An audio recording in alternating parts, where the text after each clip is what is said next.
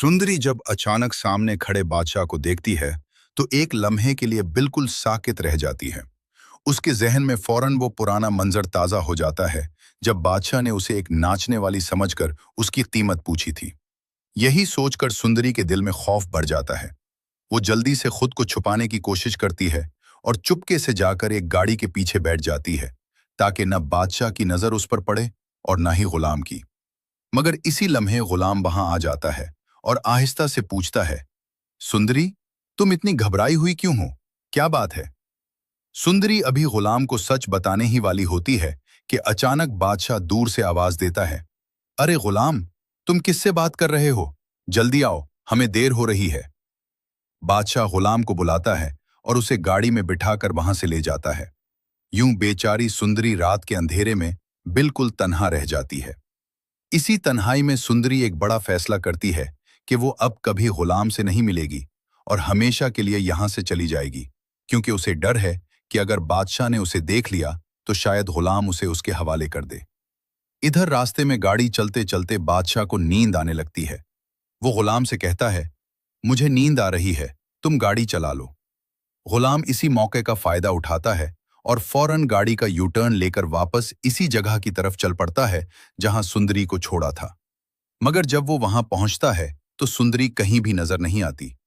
गुलाम परेशान होकर इधर उधर उसे ढूंढने लगता है, लेकिन हर कोशिश बेकार हो जाती है। इसी दौरान अचानक बादशाह की आंख खुल जाती है। वो गुस्से से पूछता है, हम अभी तक सुंदरगढ़ क्यों नहीं पहुंचे?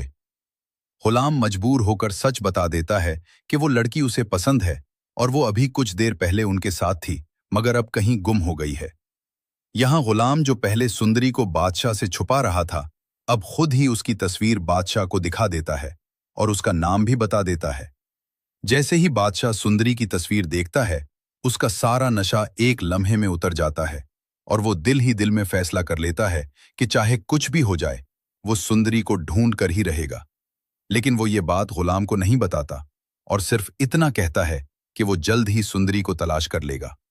इसके बाद बादशाह अपने ताकतवर ताल्लुकात इस्तेमाल करता है और जल्द ही सुंदरी की जगह का पता लगा लेता है। वो गुलाम के साथ वहां पहुंचता है, सुंदरी का हाथ पकड़कर जबरदस्ती उसे गाड़ी में बिठाता है और वापस सुंदरगढ़ ले आता है। मगर असल खेल तो अब शुरू होता है। गुलाम को लगता है कि शायद बादशाह ने उसकी मदद की है, लेकिन हकीकत में फायदा खुद बादशाह को होता है। अगर बादशाह सुंदरी को ढूंढकर अपने बाप जहांदाद के सामने पेश न करता तो इसे मजबूरन किसी और लड़की से शादी करना पड़ती। अब बादशाह सबके सामने खड़े होकर ऐलान करता है, ये वो लड़की है जिससे मैं मोहब्बत करता हूं और शादी भी इसी से करूंगा। ये सुनकर गुलाम के कदमों तले जमीन निकल जाती है, जबकि जहांदाद का चेहरा गुस्से से सुर्ख हो जाता है, क्योंकि उसने कभी सोचा भी नहीं था कि उसका अपना बेटा उसकी बहन की बेटी सुंदरी के इश्क में गिरफ्तार हो जाएगा। वो गुस्से से गुलाम को देखता है, क्योंकि उसने पहले ही गुलाम को हुक्म दिया